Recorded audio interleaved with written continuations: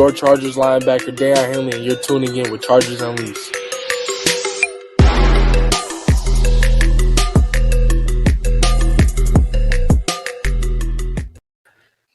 Welcome to another edition of Chargers Unleashed. Jake Hefner and Daiyan Wolkenstein here with you from the LAFB Network. If this is your first time tuning into the show, make sure to hit that like and subscribe button on YouTube. You can also follow us on Facebook, Twitter, and Instagram, and Spotify and Apple Podcasts. Daiyan Wolkenstein, happy Sunday night to everybody in the chat. Thank you so much for joining us on this Sunday night.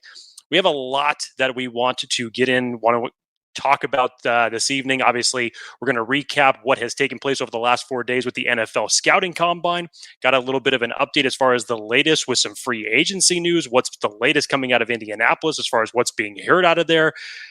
And, of course, your questions, because this is, at the end of the day, when it is a live show on Chargers Unleashed, it's the fan show. So all of your questions, comments, get them in the chat. Do it now so Dan and I can answer as many as we possibly can. But before we get into anything, Daiyan Wolkenstein, sir, how are you? How are you doing? Sunday night, you just came back from a nice bowling match. Yeah, I'm not gonna lie, I'm wired. Had a nice little date day with the wife, with the better half. So a little buzz right now. So this might be a fun one. Look, we have right there with you, pal. We're good. Adam, boy, let's go. Huge week for NFL fans, for teams, for Chargers fans specifically for this show. Super fun, entertaining. I love doing these live shows. These are always fun. You said it, Jake. For those in the chat, for those who have not done this before, this show is with you, for you, by you. So give us your comments, your topics, your questions, and we will do our best to weave in and out of those throughout the show. We have some kind of goalpost, the sandbox, if you will, that we've built for this conversation. But again, we will do as best as we can to take in all of the questions and comments. I already have a handful that were sent in via X earlier today that we'll get to as we go through. But yeah, you said it. This one's all about NFL Combine, impacts that has on the Chargers, the NFL Draft, other NFL teams. We have some late breaking news regarding the 4 big free agent names that we'll go through here for a bit. So, Jake, without further ado, honestly, we love doing this. Let's start with all of the listeners, the viewers, the comments, the topics that they have.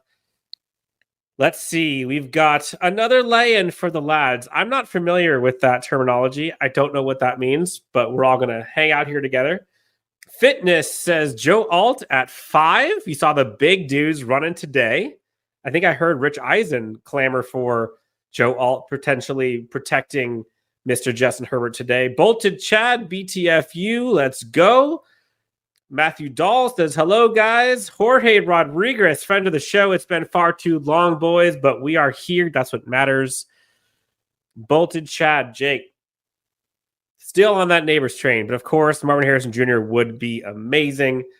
Xavier Worthy, you saw him blow through the 40-time record over the last 20-something years. A lot of people are talking about Xavier Worthy at 5. Maybe Joe Milton at 5. Nick's giving me shit for not having my baseball hat on today. That's okay. I know this is random and not very common that you see me without a hat on this show, but look, there's a first time for everything. Jake, what would you say is over the last week, Chargers related impact from this combine?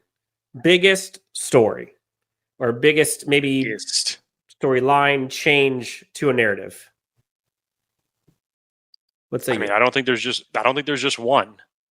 And it's interesting just from the standpoint because I think that there's multiple that tie to the Chargers in this circumstance. Number one, I think offensive lineman and wide receiver validated everything that was coming into this combine that was being said as far as how talented, how deep it was. It is not just top heavy as it relates to those two position groups. I think corner as well definitely put some smiles on the faces of not just fans that were watching as it relates to the Chargers, but in terms of scouts in general, because you know that the Chargers, in my opinion, have to come out of at least day 2 with one of those selections being a corner.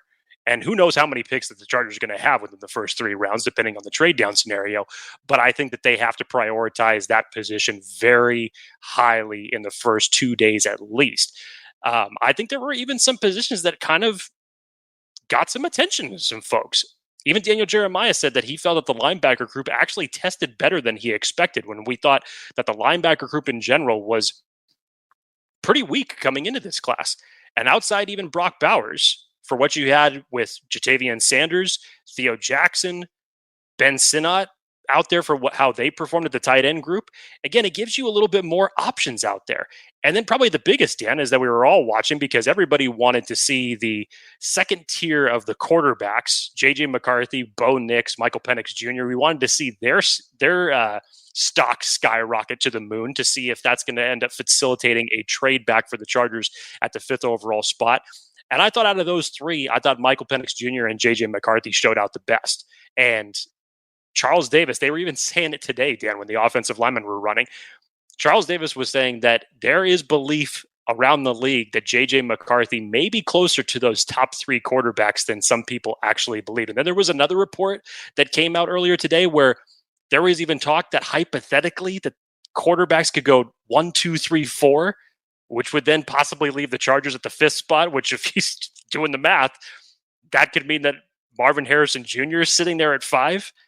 I mean, talk about probably the most exciting time for the Chargers as it relates to the NFL draft, because there's so many different directions that they could go.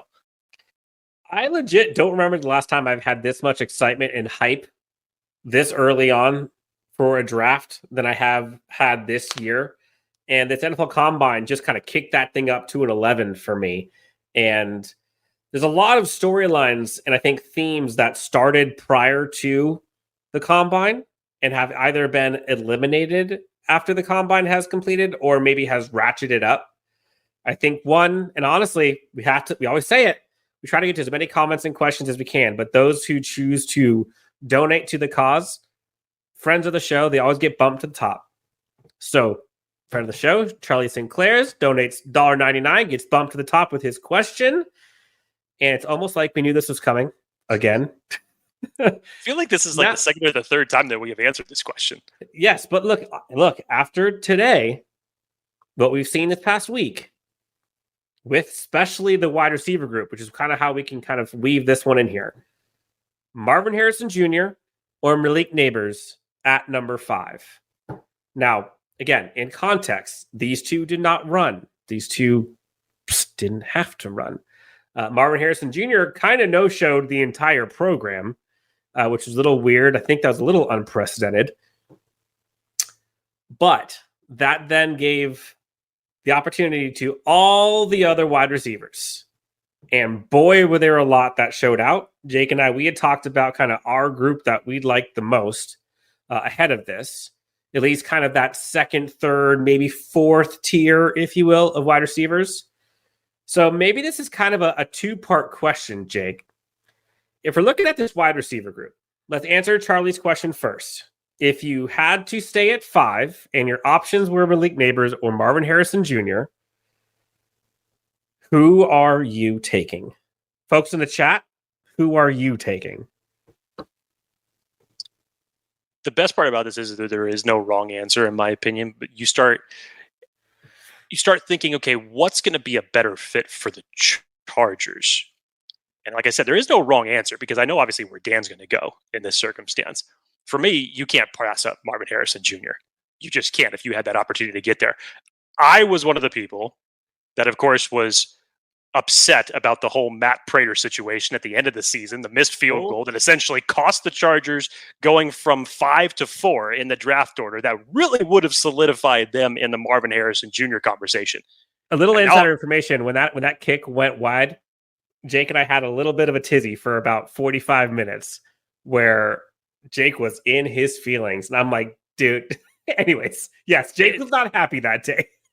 Look, I know I'm sitting here talking about both answers are correct, and they are. But I think it was the standpoint of you were that close to having 4 and really solidifying a conversation for Marvin Harrison Jr. And then Matt Prater happened. And it was just like the rug just got pulled out from all of us.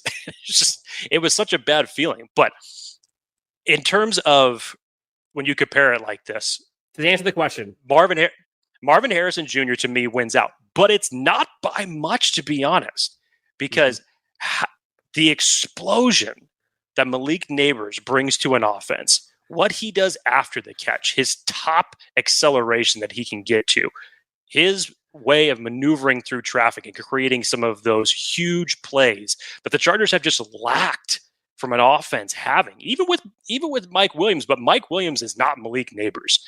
They're both downfield threats, but in terms of explosive player, Malik Neighbors would add an element that this Chargers and specifically Justin Herbert have not had. Yeah, I think if it's this one's tough. Okay, so I think this one, if it was me building the offense that I would like, I think I am picking Malik Neighbors based on what I want this offense to look like. But given what we know about what this offensive staff and the current players and what we've seen historically, I think that they would go Marvin Harrison Jr. Now, again, there's no wrong answer. And personally, I have said this since December. Malik Neighbors is my guy above everyone if they stayed at 5. Now, if we move past that, the wide receiver group as a whole, Jake, we have a bunch of slides here. We'll talk through them as we come in. But let's just talk about the receivers for a bit. I was on record, and I was called out here on a comment recently. I want to make sure I comment because I know that this person was waiting for me to respond to this. I told him I would. On a recent episode, I want to say maybe 2 weeks ago or so, Jake, I was on record as saying, if I could find it, when asked about the wide receiver class, I'd always said that the wide receiver class to me felt kind of thin, where if you don't get somebody in the first 2 days, you're not really going to get one that's going to produce on this roster. Now, combine ensues. Folks balled out. You saw guys like Xavier Legette. You saw Brian Thomas Jr. You saw A.D. Mitchell. You saw a whole host of guys. Jeremy Burton. You saw Roman Wilson. You saw Xavier Worthy. You saw Troy Franklin. Like, obviously, Roma Dunze. All these guys, looking great at doing things that they do. So the comment came in after all this, and he says, "Dan, will you finally admit that you have been way off on saying the wide receiver class is top heavy and falls off after the 3rd round? What are you talking about? You're way off. Are you not college football during the season? Or let Jake take the lead, please." To answer the question, again, we're talking about this Chargers team that has Keenan Allen, Josh Palmer, Quentin Johnston, Darius Davis, probably not Mike Williams, but those are your 4 receivers. And again, production, I said, you're not going to get one after day 2. There are probably maybe 5 guys that I think are probably day 3 that I think would gain legit production on this Chargers team. So while maybe I would slide a little bit off of you can't get anyone to, okay, maybe a couple. But realistically, you got guys like Malik Washington, maybe Taj Washington. It's probably another one. You've got I think Roman Wilson's not going to be a day 3 pick. But otherwise, all of the guys that you saw ball out are day 2, day 1 guys. So I'm not really going to move off of that much. I'm really not. Because again, they got to outproduce, even just to get on the roster, get on the field, they got to get better than wide receiver 3. I know we want to poo-poo on Quentin Johnston, but Quentin Johnston's, it's going to be tough to take reps from him from a day 3 guy. You got Darius Davis already there. I'm not saying Quentin Johnston's great. I'm just saying, you got 2 guys already there. If you're not getting a day 1, day 2 guy, you think a day 3 guy is going to outproduce Darius Davis and Quentin Johnston? If so, how many of them are there? Realistically, how many of them are there that can get to wide receiver 3 on this team? Dan, I think it's wide open at this point in time because you have such a small sample size from what you saw from Quentin Johnston that ultimately was productive. And like you mentioned, Josh Palmer, when he is healthy, when he is out there, I think he can be a very good complementary number 2. We're all assuming that Mike Williams is going to be gone via a trade or release. You have one more year of Keenan Allen. Where does that leave you? To me, that leaves a whole slew of opportunity for wide receivers to come up and produce. So I appreciate you acknowledging what you said, but it doesn't sound like you came down off that hill too much. I think you kind of just made a little bit of a course correction. The interesting thing about that is, Dan, is you're saying in terms of, there's not going to be a day 3 player that's going to come out and more than 5. I said more than probably a handful. 5. Okay, more than 5. One of your favorites was was in the middle of round 3 last year. Tank Dell, who you were banging the gong for. I know, but still. And look what he did to hit the ground running. Look at Puka Nacua taken in the 5th round. Mm-hmm. It can happen when your wide receiver room looks the way that the Chargers do right now. Yes, agreed. I will say, so some of the gems that I think could be there, day 3. Jason Chadwell comes in. Cornelius Johnston, day 3. Michigan guy. You heard Brett Coleman on Chargers Weekly talk about him being an absolute steal for the Chargers, would be a great fit for LA. Jim Harbaugh guy, obviously. Malik Washington, Dan Deach comes in. Yes, Malik Washington's another one. Taj Washington is another one that I think a lot of people like. Jamari Thrash, I'm not quite sure where he's going to go, but that's one that I really like. I'm surprised it's taken you this long to talk about Brian Thomas Jr.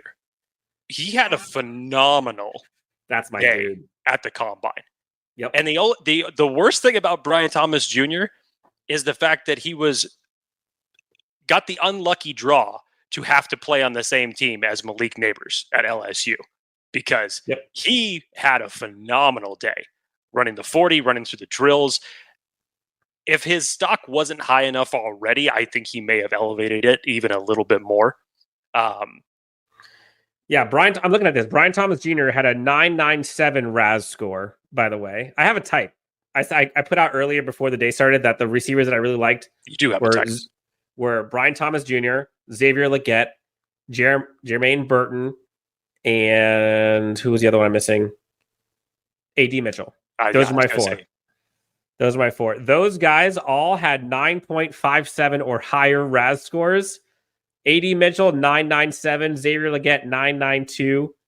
And Brian Thomas Jr., 997. Xavier Legette is a beast.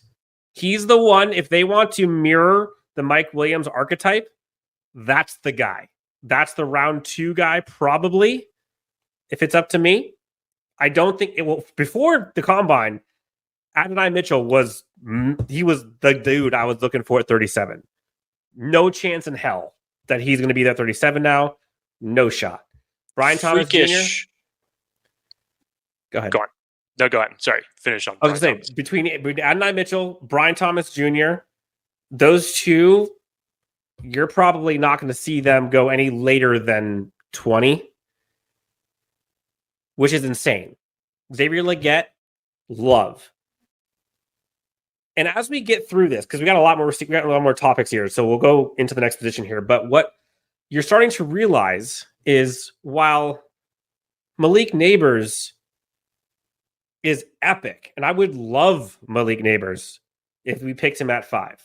Like there's nothing I'm going to complain about if they go that direction. But what you're starting to see is this wide receiver class, day 1 and day 2. You can get some stud X receivers. And while they will not be Malik Neighbors, the gap isn't that big. Like, there's clearly a gap, but it's not what we've seen in years past. Like Brian Thomas Jr. and A.D. Mitchell, they're probably wide receiver 1 and or 2 in the last 5 years of draft classes. It just so happens that they're stuck behind Marvin Harrison Jr. and Malik Neighbors. But what all this is to say, honestly, this draft is so deep. It is so deep. And what makes me excited is I tweeted this the other day. There are only 32 players that can be selected in the first round. And having early round draft picks is so key and is such a luxury to where you can get a first round talent at 37 and it will happen. And what it's looking like is you're going to get first round defenders at 37. So depending on how this goes, Chargers fans might be in for quite the treat. Two things I want to say to him before we transition to the next topic. Number one, A.D. Mitchell turning in what he did at the combine. For his measurables at 6'2", 205, very comparable physicals that they said to DK Metcalf, but obviously not nearly as built as what DK was.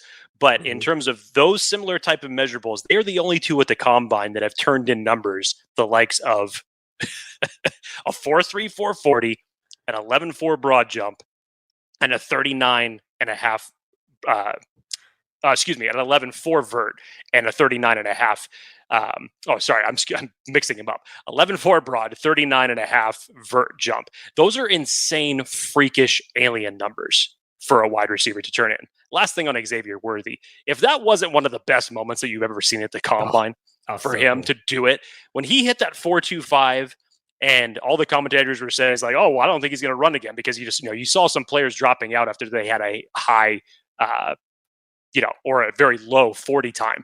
And we remember, if you listened to him earlier in the week, he said he wanted to break that record. And then once he went out there on his next attempt and he gets whistled and you hear audibly the entire crowd just groan like, oh no, that's like the kiss of death because it's going to totally screw you up on your run.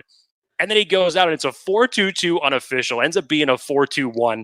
He officially rips a hole in the multiverse, causes an incursion. I mean, just what a great moment that was, because he ends it because he was the last one in the order, and then they have an extended interview with him after. That was, regardless of whether he's drafted by the Chargers or not, that was just such a cool moment.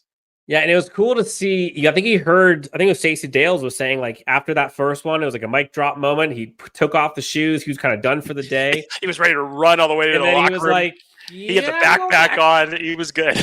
and he was like, you know what? I'm doing it. And the kid did it, man. I mean, that's the fastest we've seen in over 2 decades. So props to him. The guy is lightning fast. We'll see where he goes. Honestly, that's kind of a wild card. I don't know when he goes. Like, I don't think he goes in the first round, which is crazy. I don't think he does, but maybe I'm wrong. I don't know. There were a couple thoughts in here that was... we have so many comments in here. Lots of people talk about Chop Robinson, which we'll get to here when we talk about the edge position. Kevin A asks, if you were to place Quentin Johnston in this draft class, where does he rank? For me, he's probably wide receiver 10, maybe. Honestly, I mean, I could, off the top of my head, again, no disrespect to Quentin, and I think he's going to be fine. I believe in the coaching staff to get him propped up. 10 might be a good number, honestly. It's fair. Like, you got 3 at the top, no question. I'm probably putting A.D. Mitchell, Brian Thomas. That's 5. I'm probably putting Xavier Legette above him at 6, so he'd be 7. It's probably in like the 8 to 10 range for me. That's not even including last year's draft class. No, honestly. Yeah, probably 8 to 10. That'd be my guess. What about you? Flowers and Addison would still end up being above him if you were to take this year's class and next year's class. This year's class. Right. But I'm just saying, in general, I would still put those guys, like if we were combining just those classes outside of just like Quentin Johnson, I would still say I would have Tank Dell ahead of him. There you go. So yeah, I would say that around that 9-10 number is a fair assumption. Yeah. Jake, we had a question in here about trade scenarios about Khalil Mack. So Eddie's great chances. Trade ideas. Trade Khalil Mack to the Lions for a 2024 third round and 2024 6th round pick. Joey Bosa the Rams for a third round pick. Do we trade Morgan Fox 2 for a 2024 fifth round pick? So we heard some late breaking news on the big four on this Chargers trade block, if you will, in terms of getting out of the salary cap. Jake, what did we hear? Sure, if it was necessarily late breaking news, but this was news earlier this morning before the drills got underway from Jeremy Fowler. This was the latest that he was hearing coming out of Indy as it relates to the big four with Keenan Allen, Mike Williams, Khalil Mack, and Joey Bosa. So he said he expects Keenan Allen to restructure, which I believe we all expected that to happen. Check. He said that the league expects Mike Williams to be cut. So not necessarily that Fowler is expecting the Chargers to cut him, but around the league, other teams are expecting Mike Williams to be cut. Mm-hmm. He said the Khalil Mack trade talk is real. Now, to what degree and what type of return that the Chargers could be getting that circumstance is unknown at this point in time. But apparently, as he had said a week ago, there were a handful of teams that were looking into a possibility of a Khalil Mack trade. And then he ended it with saying Joey Bosa is the wild card. And that's how he left it. So we've talked about many different scenarios as far as Chargers could move on from Joey Bosa by outright releasing him, bring back some cap space. Could you actually find a trade partner for Joey Bosa, given the fact that he's had the last 2 years of injuries? Even Daniel Popper believes that the trade value between Khalil Mack and Bosa, that Bosa has more appeal given the fact that he is younger and you could probably sign a more lengthier contract for someone that would be willing to invest in him. But that's the latest as it relates to the big four contracts. So it sounds in line with what we were thinking originally, Dan. And as we've kind of gone through this, we've always thought you're either keeping at least one or two out of this big four. Mm-hmm. And Dan and I have no problem ripping off the Band-Aid as it relates to Khalil Mack and Joey Bosa. Honestly, you have Tuli, who turned in a fantastic rookie season last year. I think for certain edge players that are in this class, which there are a handful, you need to find your future, especially in Jesse Minter's defense. We don't really know how Khalil Mack and Joey Bosa are necessarily going to fit in this. And when you talk about Jim Harbaugh and Jesse Minter and Joe Ortiz now and how they're going to collectively collaborate to build this team out, yeah, I would be okay with moving on from both Mack and Bosa if it came to it. Yeah, I think I would too. But the most likely scenario is they probably move on from one and Mike Williams. Maybe they restructure one. Who knows? Let's transition to the cornerback group because there's a lot of guys here that I think a lot of people didn't necessarily know about. There were some names that Jake and I put some work in prior to this to kind of get up to speed prior to the combine. And we put out some names that we thought we really liked. And boy, did those guys deliver. But I think this is kind of a transition into this with this question. Eddie Saldana also asked, over under 9.5 draft picks for our Chargers regarding their picks or trading down to the draft. Ooh. So whether you get picks back from a trade or like from a trade for a Mack or whoever, or trade down, over under 9.5. Starting off with 7. 9.5. Actually, I think technically they have 8. I think they have 2 in the 7th, if I remember right. Because we haven't heard the compensatory picks officially released yet. And I think that they were saying for Tranquil, they're expecting one to come in, even though it's a late pick on day 3, that they're expecting one to come in for him. So you may actually have 8, which if that ends up being the case, blow over the 9. pounding the over on the 9.5. Yes. Yep. Okay, so let's talk about the cornerback group. This cornerback group is nice. And Tu Vang, I think I'm pronouncing that right. Quentin Mitchell, yes, is nice. That guy is an absolute alien. But you saw some names at this combine that I think got a lot of attention, and a lot of names that were not known prior to their workouts are now known. Terrion Arnold, a lot of people knew about him. A lot of people linking him to the Chargers. Ronaldo Green, do not sleep on this man from Florida State. And Elijah Jones, one of my favorites, balled out there. Again, I have a type, and the names that I put out there, for the most part, absolutely lit it up. Depending on what this Chargers team could do in the draft, there's a lot of names that are going to be available in that second round. Hell, even if they trade back. And this is where the trade back scenario comes into play. But Jake, before we get into any of that, cornerbacks that stood out to you. I mean, outside of the obvious and Quentin Mitchell, who's been one of my favorite prospects to watch going all the way back to December. Maybe I should just stop watching prospects because then I just get disappointed for the fact that they're the ones that draft stock just goes to the damn moon. He has done everything right since the end of the season. You just turn on the tape of him. I still believe that he has the best instincts out of any corner in this entire class. The way that he attacks the ball, the way that he plays, how aggressive he is, the physicality that he brings to the game, what he did at the Senior Bowl, check. You come in and you just blow the roof off as it relates to the combine drills. Ended up having 20 on the bench press just to top it off for him as it relates to wrapping this whole combine drill up. And there's been such kind of an influx as it relates to the cornerback position because even for Kool-Aid McKinstry, who at one time was the perceived number one overall corner in this class, unfortunately, medicals came back on him, and he had a Jones fracture in his ankle, so he wasn't able to perform this week. But all signs are that he's going to get surgery on that, and he'll be completely ready to go when it comes to training camp opening for whoever selects him. Nate Wiggins, unfortunately, loved what he did for the short 5 minutes that he was out there, ran a 4.28 in the 40. I've always loved Nate Wiggins' game. And then unfortunately, little undersized. You could say that. I just love his tenacity. I love the physicality that he brings to the game. And then it goes out after the 40. And then, initially it was being talked about as a groin injury. Thankfully, it was just his hip flexor. So it doesn't sound like it's anything that's going to keep him on the shelf for a long time. Terrion Arnold had a great day. He's elevated into that CB1 conversation for me, definitely. You go down the list quickly. Chris Abrams, drain out of Missouri, I thought had a fantastic day. Love that kid, man. Two guys that we were talking about prior to the combine even kicking off, Dan, was Max Cam Melton Hart. too. Cam Hart out of Notre Dame, Kyrie Jackson out of Oregon, Max Melton. Holy crap. I mean, you like what you see from Max Melton alone when you put on the tape of him. But to come out and run a 4.39, an 11.4 broad, and a 40.5 vert. What? Mike Sandersill? That Dog. Yeah.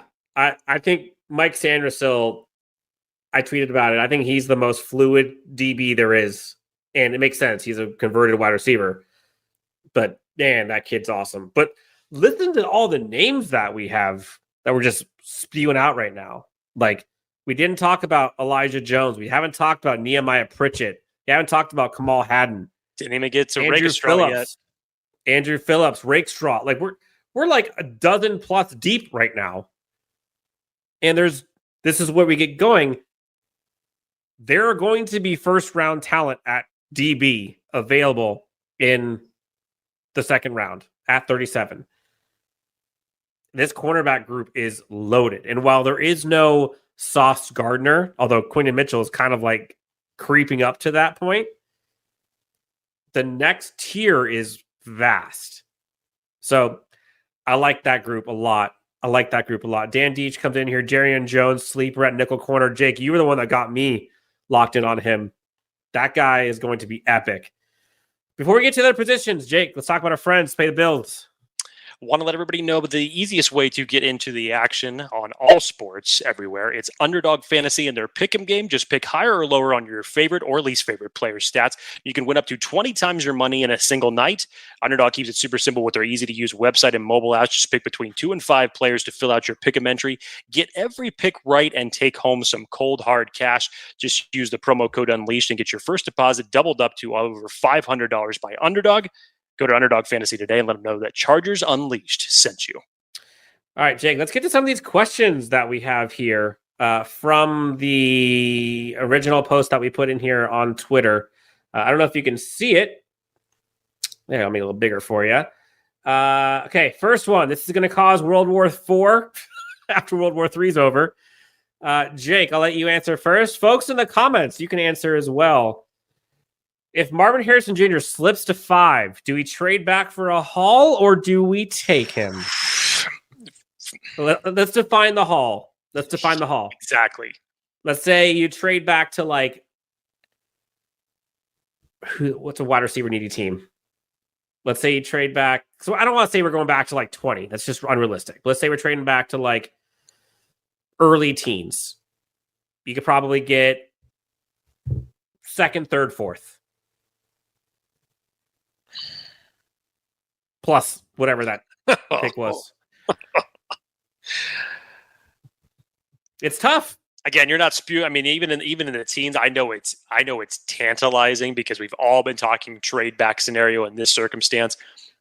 But to me, Dan, I would feel like the exact same way that I felt before the end of the season when the missed field goal happened. Like, this would be just like a gift from God if this ended up happening. If you had 4 quarterbacks go 1, 2, 3, 4, and you're sitting there with arguably the best player in this entire draft.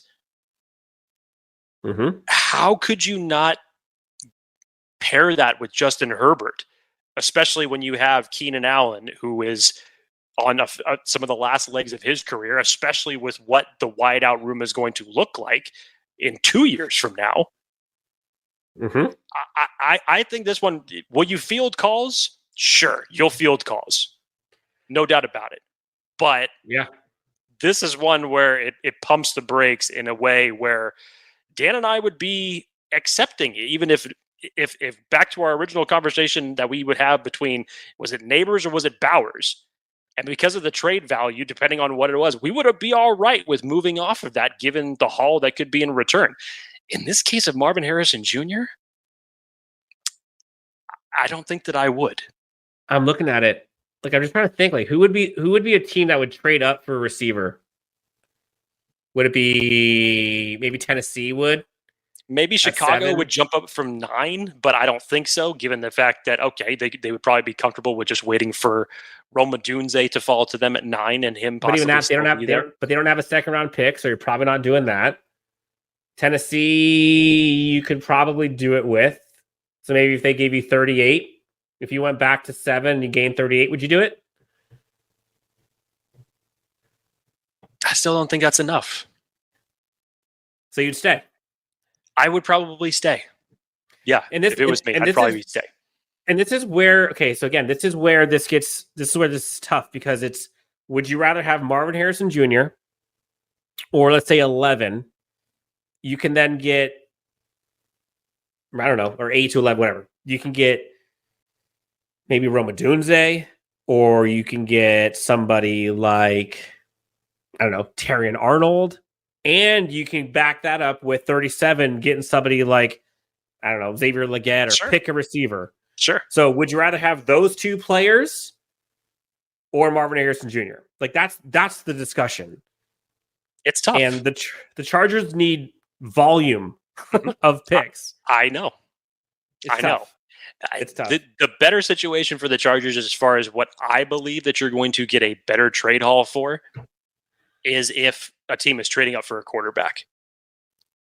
That, I believe, is actually going to get you a better haul than they would be for a wide receiver. And I'm just going off of what the layout of the draft order is and what the corresponding team's needs are. Yeah. Trade back and get A.D. Mitchell, Terrion Arnold in the teens. Dark Samus asks, does Neighbors run a 4-2? No, I think it's going to be mid 4-3s is my guess. Maybe low 4-3s. That would be my guess. Would we be trading down with Tennessee, New York, Minnesota? Tennessee, probably. New York. Was this in relation to the Marvin Harrison situation? Maybe. If we're talking quarterback situations, New York has been, we don't know where they're going to go with the Daniel Jones situation. Minnesota, you definitely know that they're going to be in the quarterback room. I think if you were to trade back with Minnesota, regardless of who the player is, that could be a nice haul that you could be getting in return. Yeah, I agree. Jason Chadwell says Chargers should find plenty of great players with Harbaugh's input day 3. Totally agree. Chargers are at an advantage this year. They have a coach who has been scouting these guys for years and has playing against them for years and has been in these guys' living rooms, has been going up against them when other teams' coaches are just finding out about them. So they have a unique advantage. This is why you get more at-bats, most at-bats as you can get. Try to take it from there. Next question, Jake. Wide receiver class killed it last night. Let's kind of go a little faster here to blow through these. Could you see them waiting till round 5 or 6 and drafting someone like Cornelius Johnston from Michigan as a depth player rather than us drafting an early pick? Thanks, guys. Yes. I could see that, and you base that off of just because the Chargers need everything. The only thing that we don't know is how they're going to prioritize it between now and April. So depending on how the draft falls and the players that they get ahead of that, sure, I could see them waiting on a wide receiver until then. But however, when you get out of that draft, and if that's indeed the case that ends up happening, you're going to look at that wide receiver room again, and you're going to say, they need to go to wide receiver again in 2025 when it all is said and done. Yep. Let's talk about offensive line. A lot of people asking questions here, so we'll take the Herbo dog, gray sky above 10. Thoughts on who the best right tackle to the Chargers? Would it be Alt or Fuaga? After watching Alt try right side during the combine, any concerns? I know this question's been thrown around a lot. And first of all, Joe Alt had a tremendous combine today. Same with Fuaga. And I know that a lot of everybody has basically just been, plug and play because they're so good at left tackle to right tackle. And sometimes when you're able to do that with left tackles, it works. There are sometimes, however, that it doesn't work. If it were me, I would actually feel better trading back from 5, and I'm not talking to anybody specifically or what scenario would be up there. You trade back and you take J.C. Latham. Yeah, that's my guy. Is probably the best natural right tackle in this draft, and you get some picks along with that. If we are going to indeed go offensive tackle in the first round, that would be the scenario that I would do. Yeah, I think you're right. I just have a tough time, man. I just have a tough time going tackle at 5. I just think I don't think you have enough picks to do that. If you gain a pick and you do one at 10, if you gain a day 1 or day 2 pick, then you do it. But this team has bigger holes than just right tackle, in my opinion. And I'm not saying that Trey Pipkins is like incredible. I mean, he hasn't been great, but I think he's going to get a bump from the coaching staff for sure in the scheme. Definitely. I just don't think the value is there right now, given what this team needs at other premium positions. Let's talk about non-premium position for a sec, Jake. Running backs. Chargers need a few, to say the least. To say the least, the Chargers need a few. And the combine was littered with a couple that I think were a little exciting for Chargers fans. Marshawn Lloyd was a name that I really liked. Saw him do really well. Jalen Wright also showed up pretty well. Out of nowhere, Isaac Guerrero blazing through the 40-time athletic great freak. day. Braylon Allen's another name that Chargers fans have liked a lot. I know that's a Jim Harbaugh special, if you will. What'd you think of the running backs? This running back class, again, it's kind of like pick your favorite, because there's not really one consensus number one back as far as how everybody has on their list. If it was last year, everybody would say, okay, yeah, it's Bijan is the first one.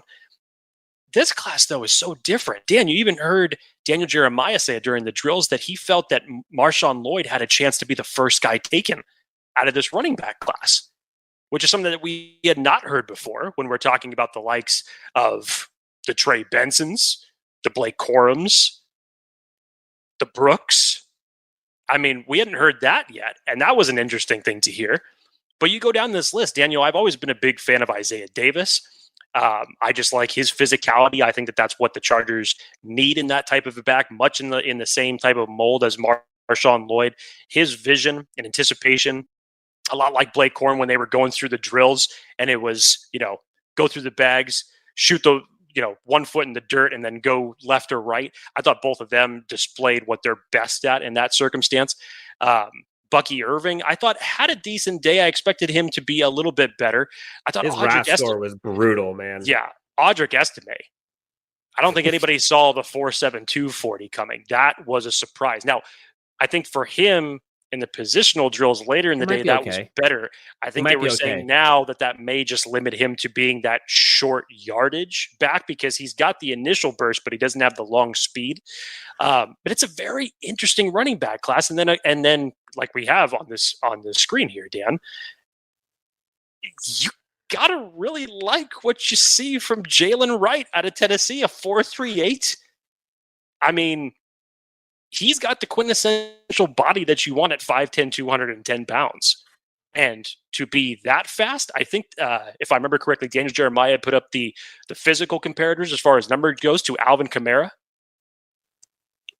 There's a lot to like about Jalen Wright. So it's, as we were asking earlier this week, when is the running back class in general going to be prioritized? And from everything that we're hearing, it's going to be late day 2 is when you're going to start seeing him come off the board. Now, for the Chargers, it's an interesting situation because obviously we've already heard that Austin Ekeler will not be returning. We don't believe that Joshua Kelly will be returning to this group. What do you have in Isaiah Spiller at this point? It's still a question mark.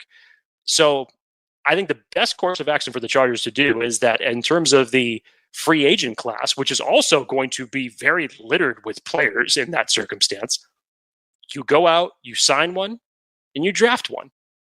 And you go in again with a running back by committee style, see what you can the most that you can get out of the 3 backs that you have with question mark at RB1, question mark at RB2, whoever they end up being in Isaiah Spiller, and you try to see what you can make of that and move forward with it. But it's an interesting running back class, Dan. It's pick your poison. Lots of different sizes and skill sets that to choose from in this class. But the Chargers need to come out of it, I think, drafting one. I think so. At least one, depending on how it goes in free agency, maybe more than one. Wisconsin's Braylon Allen, I mean, that guy is a beast, dude. Like, that's a freight train, kind of like the Audric Estime a little bit. Yeah, he didn't end up running, but yeah, he still had a good day. Yeah. That guy. I mean, put on the film of him, and you're excited. There was a comment in here. I don't want to miss it. Where was it about Michigan players? ZX Zealot says, "I feel like I'm trying to avoid Michigan players, but they keep popping up." Blake Corum looked good. Blake Corum did look good. Blake Corum to me would be like a nice Austin Ekeler replacement, maybe a little bit beefier Austin Ekeler. Now I know Austin Ekeler is like pound for pound, but like he still's not as big as Blake Corum. Obviously, Blake Corum would be loved by Jim Harbaugh and company, possibly. But the point of trying to avoid Michigan players that keep popping up, it's the truth. You heard, I forget who it was that was saying it, but there was a conversation where they were saying that all of the Michigan players seem to be like 2 years ahead of everyone else because of the performance and training staff and the coaching staff that they had with these players. Again, most players at the combine with 18. You saw it at running back, you saw it at receiver, you saw it at interior defensive line, you saw it at corner, you're seeing it at quarterback. Like, Michigan's been churning. And that's the part that like Chargers fans have to get excited about, is as you get to these positions, you start to see like how well this Michigan staff, whether it's with Ben Herbert or Jim Harbaugh or Clinksdale, by the way, who was helping with the cornerback group all throughout the combine, these guys, their bread and butter is finding, developing, and maximizing talent. And you're seeing it come to fruition at the combine. Imagine them doing that from the combine to the draft into the NFL season. Like, that's what these guys do. And so from a developmental perspective, like, Chargers fans have not witnessed what we've seen at Michigan these past few years. Imagine the euphoria if that then goes on to the Los Angeles Chargers and you see development like that year over year over year. Give them swings at the plate, as many as possible, and watch this team cook. Speaking of cook, Jake, defensive line was fun, both interior and the edge. Jared Verse, we kind of talked about him a bit. That was one of your favorites. Trevondre Sweat, one of my favorites. Chris Jenkins, the Michigan kid, stock up for him for sure. What do you think of the defensive line group as a whole? Any sleepers? Anyone stock down?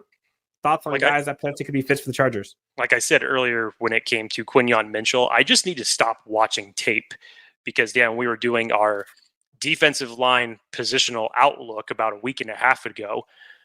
I had mentioned Braden Fisk, and Braden Fisk just demolished the combine. I mean, was the top performer in a majority of the drills. I've always this is a guy you'd want on your team. The motor, the explosion, plays with his hair on fire, finished with 43 tackles, 19 hurries, and 6 sacks this past year. And to show off his athleticism for what he did running the 40 on a 4.78 at 6'5", 297 pounds. That was a 1.68 in the 10-yard split, by the way. A 9.9 broad and a 33.5 vert. You could understand why he explodes off the line when he is going after quarterbacks in this circumstance. Braden Wilson Fisk, that I am calling him, because he's mean and he's coming at you. I would love to see him on this Chargers team, and honestly, if he was going to be there at 37, I would be 100% with the Chargers doing that. Unfortunately, he probably won't be there at 37 after the performance that he just had at the combine. I don't think so. The defensive line position, and that's one that I'm kind of like, I don't know if this is a cop-out, Jake, but I'm kind of like holding out my opinion on that until I figure out like what we even need. Because like right now, we don't know what the defensive line at all is going to look like. There's a lot of variables there with Bosa and Mack and Morgan Fox. So I've kind of like let myself just simmer on those guys and not really plant my flag anywhere until we get to the new league year, which now is only 10 days away. But there are some good edge guys that we'll talk about here in a second. Tight end group. This was probably one of the ones that Chargers fans were most excited about, not because the class was deep, but because I think fans were hoping to see like somebody other than Brock Bowers, maybe. And you saw some guys that were showing out.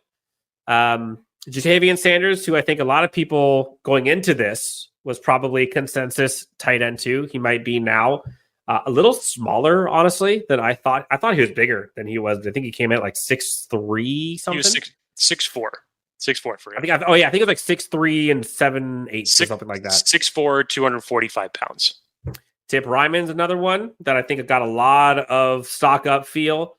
I don't think anybody had more of a stock up than Theo Johnston. Wow. The guy got a 9.99 on the RAS score after putting up a 4.57 40, 2.6, 220-yard split. That's a big 39.5 inch vertical and a 10-foot broad. What? Wow. 6'6", 260. Doing a 39.5 inch vertical run to 4.57. That is insane. There's something in the milk, whatever they're drinking over there in Penn State. But my goodness, stock up for him. So did the combine for the tight end class specifically change anything for you in terms of, well, if they don't go Bowers, they're effed? Are you still on that train? If they don't go Bowers, I mean, again, there's so many different ways that the Chargers can go. What I have said over the past several weeks, as much as I like Brock Bowers, and whether it's the Chargers taking Brock Bowers at 5 or the Chargers taking Brock Bowers at 8, or if he happens to still be there at 11 or wherever it is, I would love to see Brock Bowers on this team no matter what. But in this circumstance where the Chargers need so much, they're not just a Malik Neighbors or a Brock Bowers or one player away from contending with this team. So you have to understand that fact. I like the fact that there was more to show out from this tight end group that we saw over this past week. I've always loved what I've seen from Jatavian Sanders, even going back to summer scouting on him. I always liked what I saw from him. His athleticism really showed up. I thought he solidified that very well this week. And then to have Theo come out and just, again, be one of the Penn State freaks that just tested really, really well this week out of that college. And then you have Ben Sinnott behind that, also put up a really good combine. Now, look, is this tight end class what 2023 was? Absolutely not. But it gives you some more options in terms of where you could be seeing that if indeed it is life after Brock Bowers. Yes, So it was good that you saw some of those guys at that particular position step up, considering everything that we had heard about this position coming into it, that obviously it wasn't that strong of a position. And outside of Brock Bowers, where it's literally him and then a big gap, and then you start talking about the rest of the class, which is absolutely true. But I think from what you saw from this group was encouraging in that circumstance, to where the Chargers need to go out and get one based off of what the tight end room looks like right now. So whether it's Brock Bowers, Sanders, or any one other of these guys, that the Chargers are going to prioritize that at some point. Yes. Very pressing, urgent, important question from Kevin A. Quick, lighthearted question. When are you guys growing the beard out? Jake? I don't think I've ever actually seen you with the beard more than like 4 days worth. No, I have probably had a week's old beard on here at most. And the thing about my beard is that, first of all, side note, I was born a redhead. Thankfully, got the hair bleached out in the sun when my mom put me out there for too long, but my facial hair still stayed the same. So when my facial hair grows really long, it actually comes out red. So my Irish and my Scottish comes out of me in that circumstance. And particularly because I'm so fair, I don't actually like it when it fully comes out. So I'm all down for beards. I have nothing against beards, but if mine was any different color, and I'm not going to be that type of a person that's going to go out there and get some, what is it? Just for men facial bleach. I'm not going to do that. So I totally get it. If this is like the rally beard that you want us to start growing, hey, that's totally fine. Dan's been clean shaven since the moment that I've met him. And I don't think I've ever seen him with even the least bit of scruff. So I think if anybody needs to do it, it needs to be Dan. It might be me. I get a little lazy sometimes. I let it go maybe a week tops, and then I'm like, all right, I feel dirty, I feel grungy. I'm not doing this. Thanks for the hard-hitting question, by the way. Yes. That was fantastic. I was really nervous, honestly, because I wasn't sure where that was going to go. A lot of people like the A.J. Barner tight end from Michigan as well. That's an option. Again, honestly, anyone from Michigan, I can see him drafting. Like, none of that would surprise me. There was a question in here. I don't even think it's a question. Is Quentin Mitchell the CB1 now? Dude looked impressive. He could be in the Bolts radar with trade down. 100%. If the Bolts trade... Okay, Jake, honestly, we haven't talked about this yet. Let's say the Chargers trade down to like 11 with Minnesota. Either a single or double trade down. That's the Danny special. If they somehow get to 11, sprint for Quentin Mitchell. Oh my goodness. Whether it's Quentin Mitchell or Daiyan Arnold. Either one. I don't care. Yeah. I knew exactly what you were going to say. That's why I was nodding my head that entire time. Yes, the answer is yes. If it's that circumstance with a trade down, 100%. You need to reinforce the secondary. Dan and I have talked about it. When the Chargers selected Asante Samuel Jr. just a couple of years ago with same draft class as Rashawn Slater, that was the highest priority that they had drafted a cornerback since Jason Verrett. And when you look at it now with Mike Davis obviously departing and Asante Samuel Jr., I'd say necessarily for a second-round pick hasn't necessarily lived up to his fullest potential yet at being a second-round pick. And Jasir Taylor, Dean Leonard, both being 6th and 7th round picks respectively, you need to put a higher priority on getting this group better. How are you going to do that? And with guys like Daiyan Arnold and Quentin Mitchell, who you definitely believe would thrive in a Jesse Minter-led defense, especially being led specifically by Steve Clinkscale, I would love either one of those players on this defense. I love that Clinkscale was out there working with the DBs. Like, that was perfect. Because Jesse Minter's defense, like, they need a shutdown corner, man. Like, they need one. And honestly, any defense needs one, but particularly this one, because they did not have one at all. Like, Mike Davis is probably not on the team. And if he comes back, it'd be for cheap. Asante Samuel Jr., I'd rather him be your slot corner. I know he can do the outside. I know he's tough at tackling, or he's not great at tackling. That's not his job, but he is so quick. And give him a couple linebackers inside with him. Let him go to work. They need a corner, man. And it's funny. There's so many corners that I think the one guy that has been forgotten, who I think is a stud, Jake, at corner, Kamari Lassiter, dude. Nobody is talking about this kid anymore because he's kind of getting lost in the sauce, but he is a bona fide CB1. And I don't understand. I think is he just, I don't know. Is he like too cool, calm, collected that no one's really talking about? Like, I don't understand how he's kind of getting lost in all this stuff right now. He had a nice combine, I thought, too. So with everything with him, you go on and you watch just how scheme versatile he is. And I think that's the biggest thing that jumps off to me. He's not the most athletic and he doesn't have the best ball production. But in terms of being flexible enough to play in both man and zone and be productive, plays the run very well, has a lot of good anticipation on what you see from him from film. But I really like what I see from Kamari Lassiter. And yes, to your point, I think because you've had such a shift around with the fall from Kool-Aid McKinstry, the rise of Terrion Arnold, the rise of Quentin Mitchell. Jeez. Hell, the rise even of Nate Wiggins in that circumstance, regardless of what happened to him on the field drills. Did you see the Clemson players afterwards that were over there, like they had practice, and then they saw his 40 time come in, and they were all just like, "Yep, no surprise here." But I think Rakestraw has also elevated his stock as well. He wasn't able to perform at the Senior Bowl, so he's been itching to get back on the field. And when you watch his production, again, he's not the ball hawk in terms of what you're looking for a corner, if that's what's priority one to you. But in terms of how he plays the game, it's really good. Yeah. Edge players: Latu, Chop Robinson, Byron Murphy, the other edge guy from Penn State. I'm blanking on his name. Adisa Isaac, man. Like, again, you're not getting it. I don't think you're getting an edge player in the top 10 that you're feeling great about the value. But once you get past 10, that's when the tight end, cornerback, in my opinion, tackle.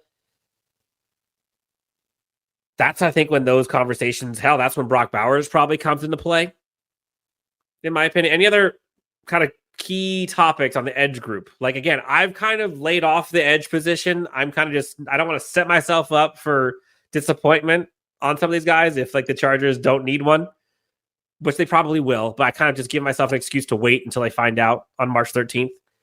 Who are the guys that you loved on the edge position? How many times do I have to talk about Latu?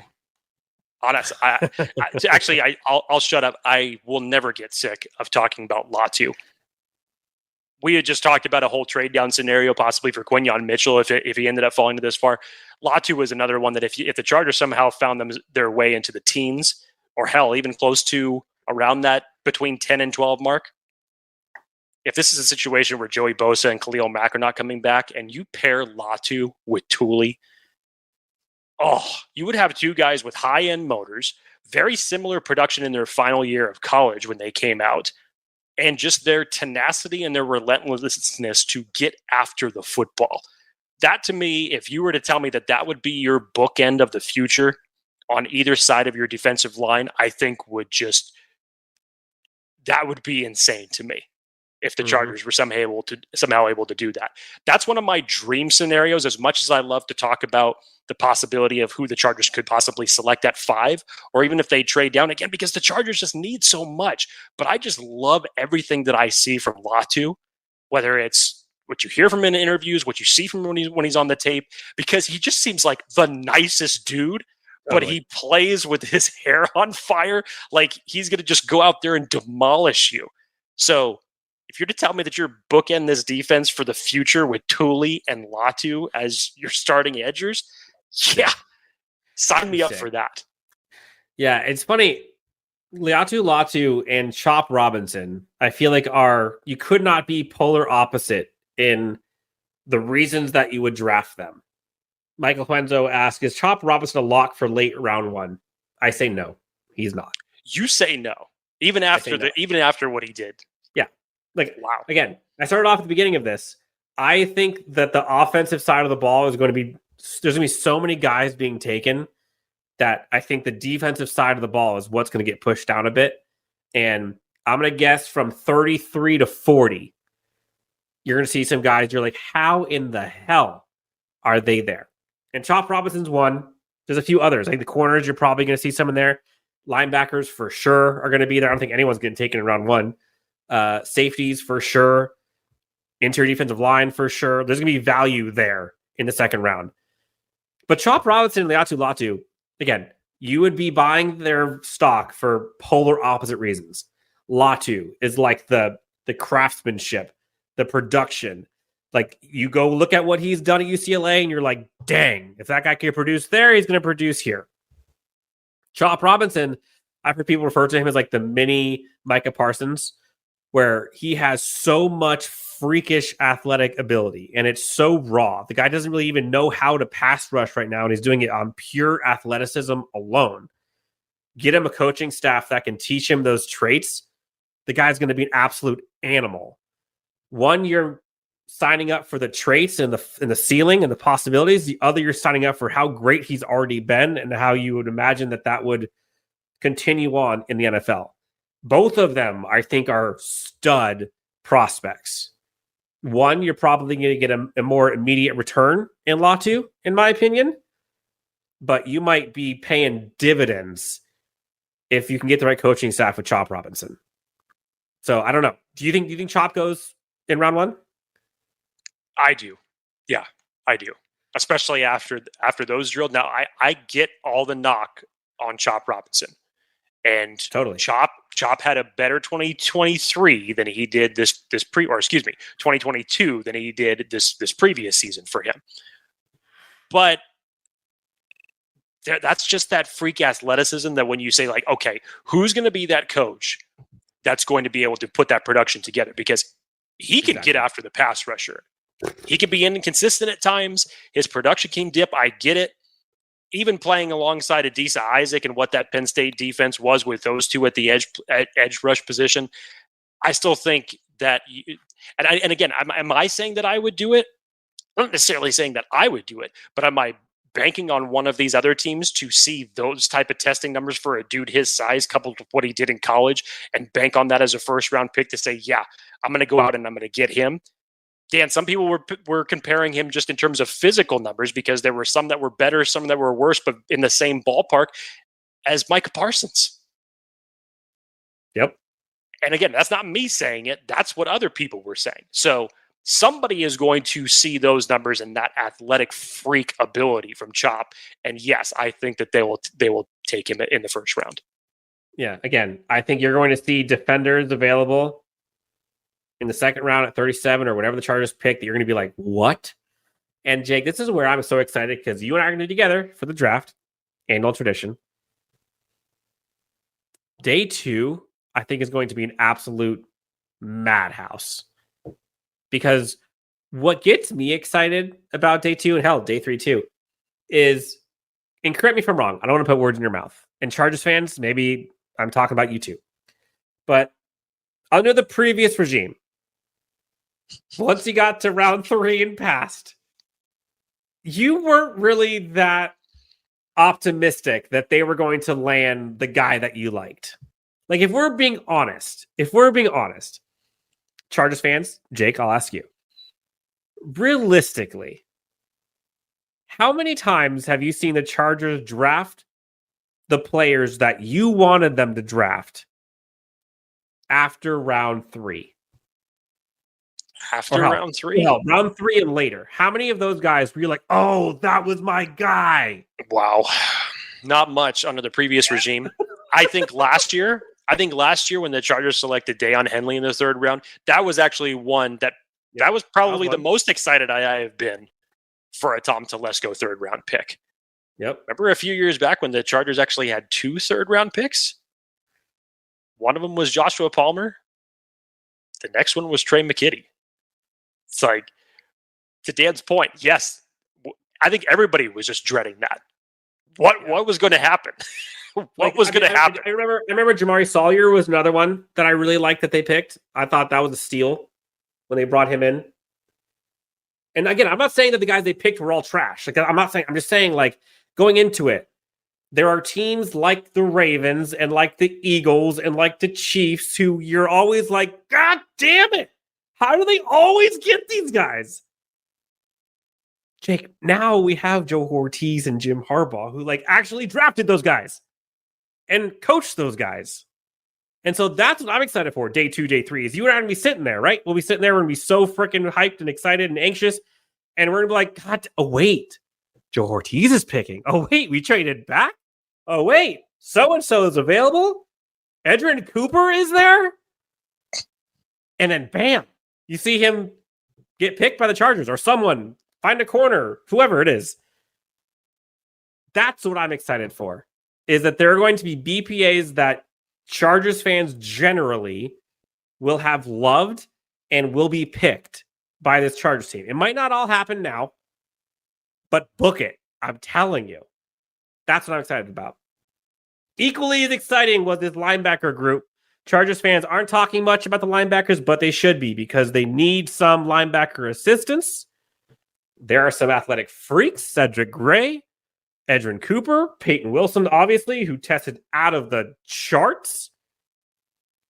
Linebacker position is a big one. The linebacker, I'm forgetting his name, the Michigan guy, the one who's AJ Barner is one I like. The other one. You're thinking of Junior Colson. Junior Colston's another one the Chargers can go after. Again, when you're looking at Chargers defenders, and this is a message for Chargers fans from someone who covered Michigan. We had talked about this offline 3 weeks ago. If you are looking at a Chargers team now with Jim Harbaugh, on offense, if you're looking at receivers, they must block. That is a non-negotiable for a Jim Harbaugh offense, especially at wide receiver. On you heard Roman Wilson talk about that. No block, no rock. Which I love that, by the way. On defense, you have to be versatile. And as a cornerback, you actually, honestly, across the whole entire defense, you have to tackle. If you're a cornerback who can't tackle, you're not going to get drafted by this team. If you're an interior front 7-8 that's not versatile, you're not getting drafted by this team. So when you're looking at these prospects and you're looking at best fits for this Chargers team with Jesse Minter and his defense, look for players who can tackle and are versatile. So I was told, go check out 24/7. Go look at the players that maybe this coaching staff is familiar with. Have they been recruited by Michigan in the past? Have they played against Michigan in the past? Jim Harbaugh and company might want to draft guys who maybe torched them in the past. Look at these connections. These connections don't exist for 31 other teams, but they do for the Chargers because the coach they now have played and coached against them literally weeks ago. Remember that. Sorry, off my soapbox. Jake, linebackers that you liked. We talked about Edrin Cooper, Gray, Peyton Wilson, any others that were kind of surprising in a good way to you? I mean, Peyton Wilson was no surprise. He was on Bruce Feldman's freak list, was always expected to test very well, but at 6'3", 233, and he comes out and he runs a 4.43 officially. This is a guy, again, at NC State, had great production this past year. 138 tackles, 17 tackles for a loss, 6 sacks. You want to talk about production, you go to one of Dan's guys, in Cedric Gray, whose production has literally been just through the roof over the past 3 years at North Carolina. 3 years ago, if I'm doing my math correctly, 99 tackles. Then I believe it was at 144. And then this past year, it dropped to 121, but still high level volume of production. 121, 11 tackles for a loss, 5 sacks, very athletic when dropping into coverage. You obviously mentioned Edrin Cooper, who should be the consensus LB1 come off the board. I mean, he flies to the football. Very versatile chess piece that you can put him all over the field. See the game against Alabama for that in terms of his versatility. Closes downhill very quickly. Even Daniel Jeremiah was surprised about this linebacker class, Dan. He thought that they actually came out with a little bit more juice than what he originally expected. Now, Aaron Casey, who's a personal favorite of mine in this class, I just think is a very physical player. Didn't have the best numbers when we're correlating them to the first 3 players that I just mentioned, but he's a very physical player, can add value on special teams, shoots well through the gaps when he's going after the quarterback. I really like the film that he's put on tape there at Indiana. But yeah, and we haven't done our linebacker positional breakdown yet, so we have yet to get into that. And when you start thinking about what the Chargers are potentially going to have, it may just be Daiyan, Henley, and Nick Neiman as it stands right now. Ooh. Which you know the Chargers are going to have to reinvest in the linebacker group again, because it has been devalued from both a draft perspective.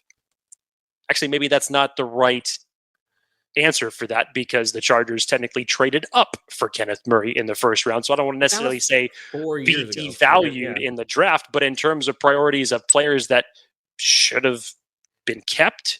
Honestly, maybe some other players that you devalued on the.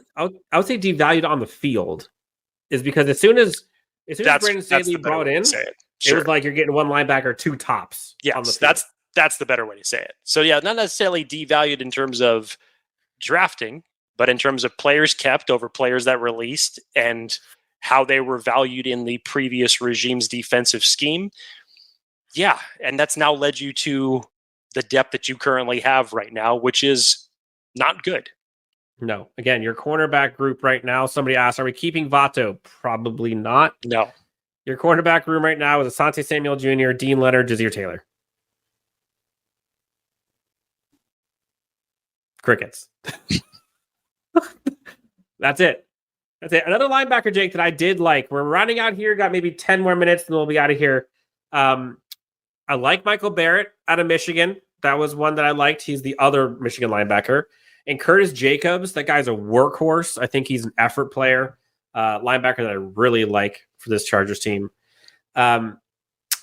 Safeties, last position.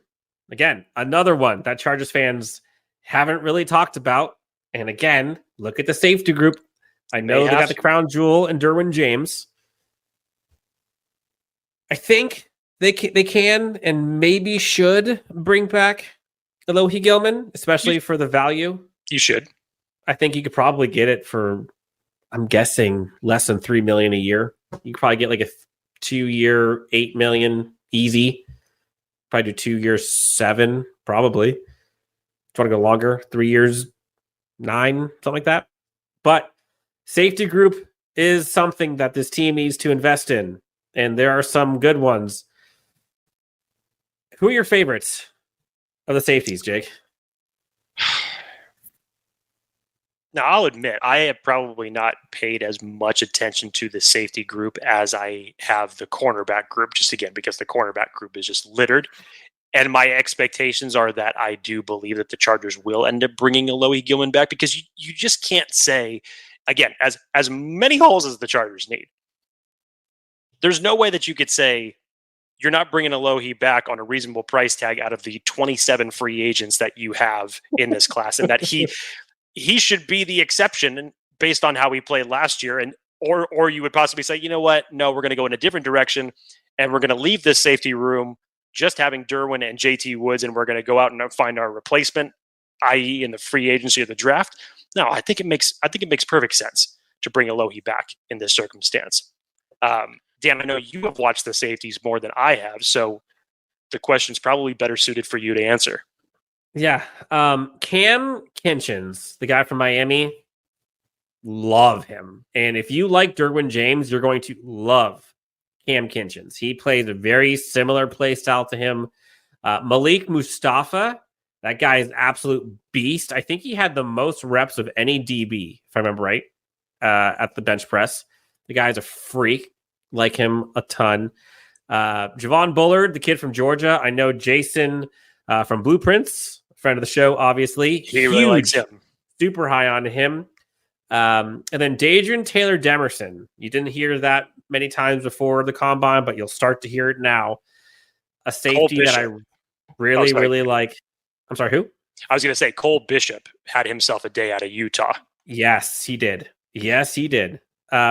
So those are some of the safeties that I like. There are probably more that I'm forgetting off the top of my head here. I know a lot of people like Tyke Smith, the other Georgia safety. You know, he's kind of been rattled with injuries a bit. The kid from USC, Kalen Bullock, is another one. Those are probably the names that I like, but I'm really high on the Miami kid. And depending on like the archetype you want, like, do you want like the yoked compact frame, or do you want like the heat-seeking missile, like a Derwin James type? There's a few of those available, but if you're wanting that Derwin James type, Cam Kinchins is an absolute beast. Sion Viaki as well. People love him. He did good. I think he's a fellow Utah person as well. Jake, we did it. We got through all of them. We didn't talk quarterbacks that much because we don't need one, obviously, because the Chargers look pretty set there. And yes, good point. Viaki played both running back and safety, so keyword versatile. Maybe the Chargers can look at going that way to bring him in. We probably would have been talking about it a lot more if Cooper DeJean ended up going out and running. Yep. I mean, that's another name. Like, think about how many names that we went through in corner. He can be put anywhere. Arguably one of the most athletic prospects in the entire draft class. I mean, if it came to it, I would want a player like Cooper DeJean on my team with what he brings to the table. Yeah. Special teams, corner, safety, versatile chess piece. But yeah, it's another name, as you mentioned, Dan. There's so many names that went out there and performed, elevated their draft stock, and as it relates to the Chargers, could potentially target. Yep. ZX Zealot, thank you for the reminder. We did not talk about center. Jake, all eyes were on JPJ. They have been for weeks. But as you see now, when you start getting a lot of eyes on each position, there are some names that will start to come up, some talents that you will start to notice get talked about more and more. Zach Frazier, the West Virginia kid. Love Zach Frazier. Very high on him. Cedric Van Pran out of Georgia. You've got the kid out of, where is he from? Bo Limmer also had a nice day. The Penn State kid. What's his name? Hunter Norzad. There we go. Again, another Penn State guy coming out and performing. Ho-hum Penn State balls. Yeah, that's easy. There it is. I asked you this before.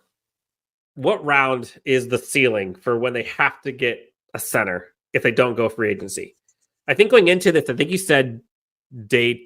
said round 2, if I remember right. I would totally leaving be the okay combine. with the Chargers doing that. Yeah. Leaving the combine. When do they have to get what they want to if they want a starting center? Look, I think that this center class has been a little bit poo-pooed a little bit. I think it's better than what people give it credit for. I think it's a little bit deeper than what people expected it to look like. But in the circumstance for the Chargers, can you prioritize it and say round 3, round 4? Sure, you can do that. I think from the Chargers standpoint, considering that as of right now, the ball is just sitting there on the field. It's not even getting snapped because it's still sitting there. There's nobody there. Unfortunately, with Corey Linsley expected to retire any day now, the ball's just there. There is a gap in the middle of this offensive line. So just there. When do you want to invest in that, and who do you want to invest in that with? And a guy like Zach Frazier, Dan, I mean, hell, there was talk 2 weeks ago that there was potential that there could be 3 centers taken in the first round. Mm-hmm. If Zach Frazier, I will still say it, if Zach Frazier had not ended up getting hurt, there would be a good competition between him and JPJ on who was going to be the first center off the board. I love what I see from Zach Frazier. That wrestling background that he has is just perfect for him at the center position in terms of moving people around. I think he gets to the second level very easily. When you saw him out there testing today, talk about just tenacity. He's still technically coming off of his injury. You know, he wasn't able to play at the Senior Bowl. He was still out there doing some on-field drills. But even still going out and doing those drills when he's not necessarily 100%, that tells you a lot about his character, his tenacity, his drive for what he wants to do. He knows how important this is. But I just like what I see from him in the game. He's a mauler. I love what I see from Zach Frazier in this game. I agree. I like Zach Frazier. I think the Chargers can probably get one round 4 or earlier, and they'll be okay. Round 4 is probably the latest you can get a center to where you're feeling comfortable about it, in my opinion. But I think I'd rather go before that. Round 4 is like you're getting close. Jake, I think let's do it. Honestly, let's have some fun. We just did Combine. You're going to do another one of these? We're going to do another one of these. We're going to go kind of fast. Because honestly, we got to give the people what they want. Because I think this is mock draft season. Everyone's about it. So I'm going to pull up PFF mock draft sim. We're going to go kind of rapid fire here. Is this the fans mock draft again? Are we going to do this again where we're letting everybody decide who the pick is? Because that's how we did it last time, and it was actually pretty fun. Do you want? Okay, so should we let the listeners do it or us do it? Honestly, I was thinking us, but I don't care. I don't care, but I feel like if we do it, everybody's going to be pissed at what we might do. So let the fans do it. All right, we'll go. Should this one be stick and pick? No. No, that's not entertaining enough. We're going to trade. That's not entertaining enough. Yeah, got to do a trade down. All right, so let's do a trade down. Let's do with Minnesota. Minnesota at 11. It's probably the most likely Coming up scenario to that would happen. J.J. McCarthy at number 5 overall. Yep, so we're going to get 11, 42, and 109 is probably too rich. Let's say 130, but whatever. Would you say that's a go haul? Would you do that? So you get, what, a second and a fourth in that scenario? Yep. No, they're desperate. We're doing second and third. We're doing second and third. All right, so here we go. We're going to force this trade just for this purpose. Let's resume the draft. Here's the board. Fuaga, Byron Murphy, Quentin Mitchell. I'm sprinting right now. Ooh, no, I'm not. Hold on. So, I know, folks, I was correct. You got Quentin Mitchell sitting there. AD Mitchell and Brian Thomas sitting there. This is tough. You also got Fuaga sitting there too. Give them the full board too, Dan, so they know everybody who's there. Yep, you got Latu, JC Latham's there. Kool-Aid McKistry's there. I see 2 Fuagas thus far. I would assume that this would be the expectation that Trey Pipkins is no longer on this team if we are going Fuaga in this circumstance. So I see Fuaga. Anybody else as far as I'm about to override this shit right now. Put your comments in the chat. Who is it that you're taking in this circumstance with who is on the board? Who would you take, Jake? Oh, this is Terrion Arnold. You're taking him over Mitchell? Mm-hmm. Again, as much as I love Mitchell, in this circumstance, yeah, I would be taking Terrion Arnold. I see Quinyon. I see Arnold. Honestly, I see Arnold again. I see Quinyon. We got a huge run on Arnold. We're going to Arnold. All right. So next up. Oh, God, I'm sprinting. There's no way. There's no way. There's no way that he's there. Okay, so let's act like Adani pretend Mitchell he's not there, or Adonai Mitchell has not or has already been selected. Yes. Yeah. So Trop Robinson is there. Jermaine Burton's there. Roman Wilson's there. You want to go receiver? Pearsall's there. I love Burton, man. I know he has some off the field stuff. Ted Walker, I think stock up on him. But I don't know if I'm doing that. Look, again, for the record, we're all doing AD Mitchell, but I don't think he's going to be there. So we're not even allowing that. Keep it as realistic as possible. Dan, is this the full board? Give me the full board. What is here? Let's go to center real fast. Let's just see interior defensive line. Where is it? Nope, not that one. Chris Jenkins is also there. Frazier's gone. See, this is what I'm talking about. But look, if it ended up playing out like this, Dan, I'd probably look elsewhere if it was me. I would too. Okay. What position are you looking for? So you went corner. You already went corner. Saw what the wide receiver room looks like.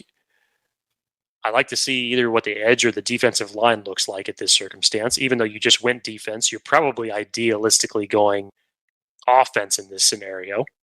To me, it's probably one of these two. Oh, wait, hold on. Forgot about this. Where is our linebackers? Oh. But hold on. I think you can do this with your second round pick. Because we have a lot of guys here. So linebacker would probably be my next one. You can go tight end. You can go Tavion's there. Yep. I firmly believe in this circumstance, because the Chargers went in the secondary with their first round pick, that they would probably prioritize their second round pick. Remember, now you actually have 2 of them in this circumstance. How far were they apart, Dan? Because Chargers had 37, and what did you get from the Minnesota trade? 37 and 42. 37 and 42, so you're 5 picks away.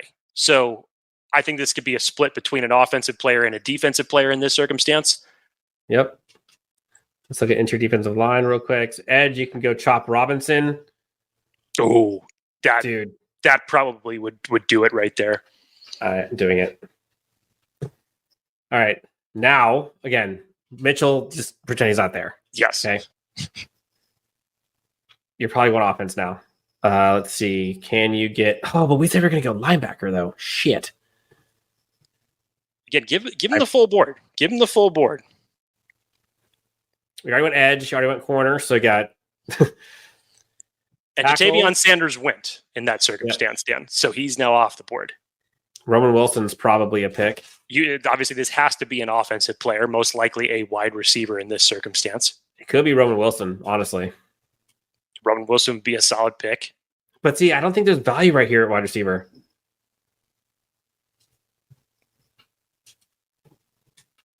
Dan, it's their mock draft. Let them decide. Well, I know what I'm saying.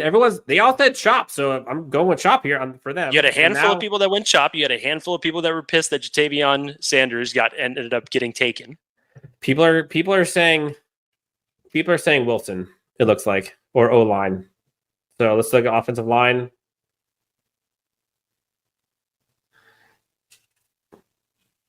What are we doing? I don't know, man. I like Roman Wilson in this circumstance personally. Going once. Going twice. Sold. Roman Wilson. All right. I can't believe Tez Walker's still there. So Xavier Legette. God dang. Xavier Worthy will also be gone by this point in the draft. Yep. Okay. So we went corner, receiver. Now I'm looking at linebacker if it was up to me. Linebacker or running back next, technically, Dan. Again, the Chargers have 2 third-round picks in this circumstance. 2 third, yep. We have 69 after this. Oh, no, it's 69, sorry. No, sorry. You have 2 fourths, I believe. Maybe 3 fourths. So third and 2 fourths is what we have. I believe so, yeah. Let's take a running back. People are saying the chat, Dan. People are saying who's at DT, who's at running backs. You got your pick at running back right now. Jalen Wright at this point in time is extremely enticing. Yep. Extremely enticing to select Jalen Wright here.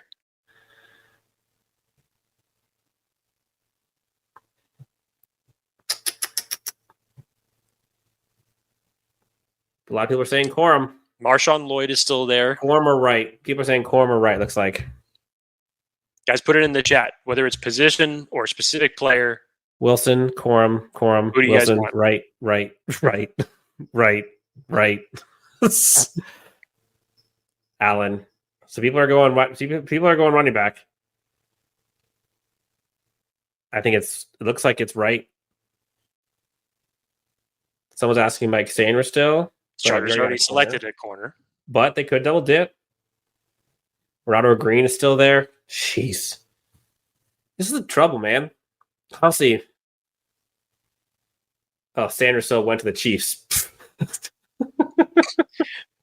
That would be one of the biggest kicks in the nuts if they ended up. People are saying right. We're going right. All right. All right. See what I did there? Last one. Don't you have 2 fourth-round picks? Oh, yeah, I do. You're right. All right, so flip back over to the defense. Because you now have your running back and you now have your wide receiver wrapped up. We still don't have a center, though. Still don't have a center. Bo Limmer would be a nice selection there. Even if you waited, I think Drake Nugent would be a nice selection. Look at your tight ends, what they look like now. Benson not there. Theo Johnson's there now. AJ Barner, who we had mentioned, is still there now. I'm honestly feeling okay with a couple of these tight ends that they can still do.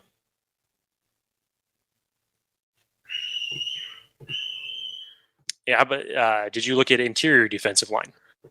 Let's see.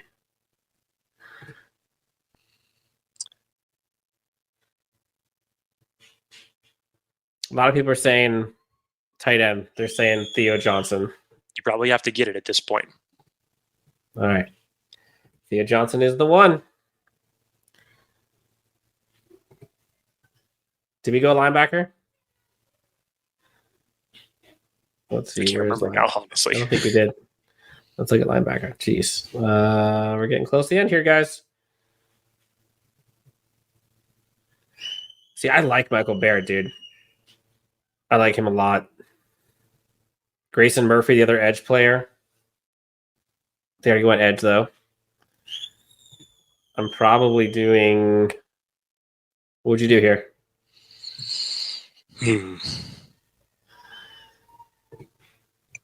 Wait, did I just see you had Cedric Gray still there on the board, even though that's probably not going to be happening into the fourth?